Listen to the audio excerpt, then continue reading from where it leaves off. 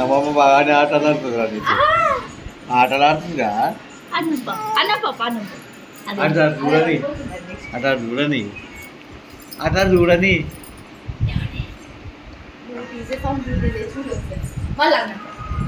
అన్నము పప్పు కూర చికెన్ పెరుగు లడ్డు హాట్